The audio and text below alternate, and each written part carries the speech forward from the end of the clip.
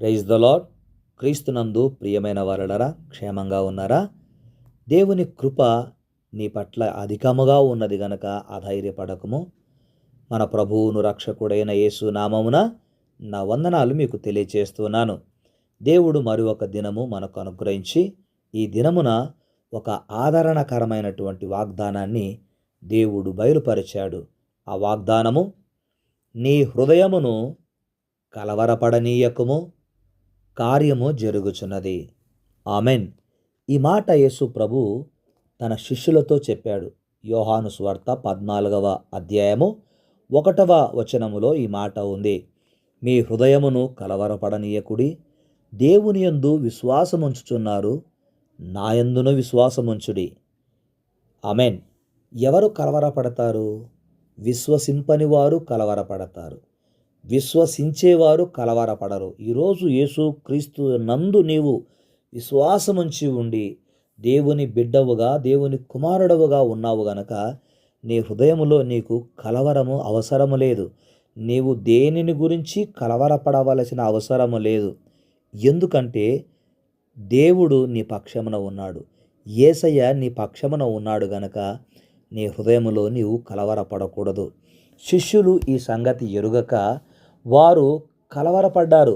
యేసు ప్రభు వారి బలహీనతను గుర్తించి ఆ ప్రభు వారితో చెప్పిన మాట, మీ హృదయమును కలవరపడనీయకుడే, దేవుని యందు విశ్వాసముంచి ఉన్నారు గనక నా యందును విశ్వాసముంచండి అని ప్రభువు వారికి తెలియచేశాడు.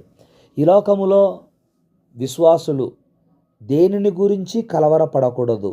కలవరపరిచే సంఘటనలు కళ్ళ ఎదుట కనపడుతూ ఉన్నా మనము యేసు వైపు చూస్తూ ఉన్నాము గనక, విశ్వాసమునకు కర్త, దానిని కొనసాగించువాడైన యేసు వైపు మనం చూస్తూ ఉన్నాము గనక మనము కలవరపడవలసిన అవసరము లేదు. విశ్వాసము లేనివారు కలవరపడతారు. దేవుడు అంటే భయము భక్తి లేని వారు కలవరపడతారు. మనము దేవుని యందు భయభక్తులు కలిగి విశ్వాసములో ఉన్నాము గనక, విశ్వాసముతో జీవిస్తున్నాము గనక మన హృదయములో దేనిని గురించి కలవరపడకూడదు. దేవాది దేవుడు తన కుమారుడైన యేసు ద్వారా నీ జీవితంలో కార్యములు జరిగిస్తూ ఉన్నాడు. అయితే యోహాను సువార్త 14వ అధ్యాయములో 1 నుంచి 3 వచనాల వరకు యేసు ప్రభు శిష్యులు కలవరపడడానికి కారణాలు కొన్ని ఉన్నాయి. వాటిలో మనం కొన్ని చూద్దాం. 1, శిష్యులలో ఒకరు యేసు ప్రభువును అప్పగిస్తున్నారు. యోహాను సువార్త 13వ అధ్యాయం 22వ వచనములో ఆ మాట రాయబడి ఉంది. ఆయన ఎవరిని గూర్చి ఈలాగు చెప్పెనో శిష్యులు సందేహపడుచు ఒకరి తట్టు ఒకరు చూచుకొనుచుండగా అనే మాట మనకు ఇక్కడ రాయబడింది. రెండవదిగా ప్రభువే ఆత్మలో కలవరపడ్డాడు. అదే యోహాను సువార్త 13వ అధ్యాయము 21వ వచనములో చూస్తాం మనము. యేసు ఈ మాటలు పలికిన తరువాత ఆత్మలో కలవరపడి, మీలో ఒకడు నన్ను అప్పగించునని మీతో నిశ్చయముగా చెప్పుచున్నానని రూఢిగా చెప్పెను. రెండవ కారణము, ప్రభువే ఆత్మలో కలవరపడుతుంటే వారు కూడా కలవరపడ్డారు. మూడవదిగా, నేను మీతో కూడా కొంతకాలమే ఉంటాను అన్నాడు. ఇదే 13వ అధ్యాయం 33వ వచనములో కొంతకాలం మీతో ఉంటానన్నాడు. అందుకు వారు హృదయములో కలవరపడ్డారు. నాలుగవదిగా, పేతురు ముమ్మారు బొంకుతాడు. దాని విషయములో యేసుప్రభు చెప్పాడు గనక వారు కలవరపడ్డారు. కనుక ప్రభువునందు ప్రియమైనటువంటి వారలారా, ఇవన్నీ శిష్యులను కలవరపరిచాయి.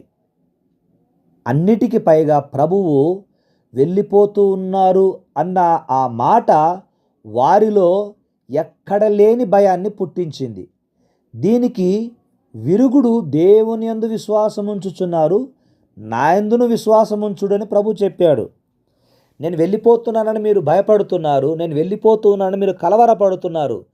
దేవుని యందు విశ్వాసం ఉంచారు, బాగానే ఉంది. నా యందు కూడా విశ్వాసం ఉంచండి. నేను వెళ్ళేది మీ కొరకే, మీ క్షేమము కొరకు. నా తండ్రి ఇంట అనేక నివాసములు కలవు, లేని ఎడల మీతో చెప్పుదును, మీకు స్థలము సిద్ధపరచ వెళ్ళుచున్నానని యేసుప్రభు చెప్పాడు. ఎంత గొప్ప దేవుడు మన ప్రభువు! మనకు ఏమి కావాలనో యేసు ప్రభువుకు ముందే తెలుసు. కానీ అవి తెలుసుకొనలేక, వాటిని గ్రహించలేక అనేక మంది కలవరపడుతూ ఉంటారు, ఆందోళన చెందుతూ ఉంటారు. దేవుని కార్యములు మన జీవితములో జరుగుతూ ఉన్నాయి. దానిని బట్టి మనం కలవరపడకూడదు. నీ జీవితంలో ఇంతవరకు ఏ కార్యము జరగకపోతే, దేవుడు నీ పక్షమున లేడు అని నువ్వు అనుకుంటూ ఉంటే, అప్పుడు నీవు కలవరపడాలి. దేవుడు నీ పక్షమున ఉన్నాడు. ఆయన నీ పక్షమున ఉండగా నీకు విరోధి ఎవడు?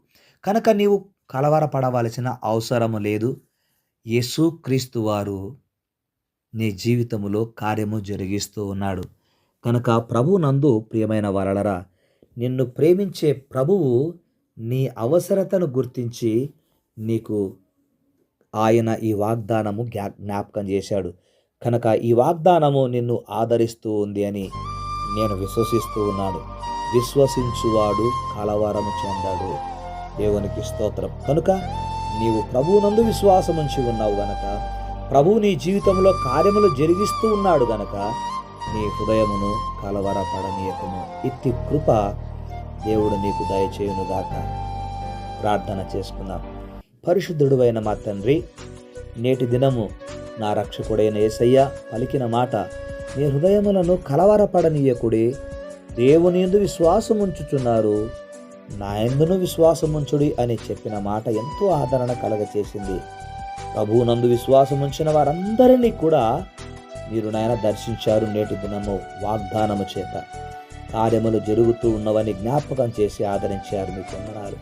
మీరు జరిగించే కార్యాలు మా ప్రియ బిడ్డల జీవితాలలో నాయన వారు కల్లారా చూసి మిమ్మల్ని స్తుతించి ఘనపరిచి మీకు మహిమకరముగా జీవించుదురుగాక. మీకే స్తోత్రాలు చెల్లిస్తూ ఈ దినము ఎందరైతే నాయన వివాహ దినమును పుట్టినరోజును జరిగించుకుంటున్నారో వారిని మీరు ప్రత్యేకముగా దీవించమని ప్రార్థిస్తున్నాను. నన్ను, నా కుటుంబాన్ని, నా పరిచర్యను ప్రేమించి మా కొరకు ప్రార్థిస్తూ గుప్పిలి విప్పి కానుకలు పంపిస్తున్న బిడ్డలను నిండారుగా దీవించండి. వారి ప్రతి అవసరమును క్రీస్తు యేసు మహిమలో తీరునుగా కానీ ప్రార్థిస్తున్నాను. కృప చూపించి వివాహ విషయాల్లో కార్యాలు జరిగించండి. సంతాన విషయంలో కృప చూపించండి. మీరే మహిమా ఘనత ప్రభావాలు పొందండి. ఈ బిడ్డల చుట్టూ మీ భద్రతను దయచేయమని మా ప్రభువును రక్షకుడైన యేసు నామమున ప్రార్థిస్తున్నాము తండ్రి. ఆమెన్. తండ్రి, కుమార, పరిశుద్ధాత్మని అన్యోన్య సహవాసము ప్రభువు రాకడ పర్యంతం వరకు నీకు తోడై ఉండునుగాక. Amen. Amen. May God bless you. May God bless you all. దేవునికి స్తోత్రం. ఈ వాగ్దానాన్ని ఇతరులకు షేర్ చేయండి. God bless you.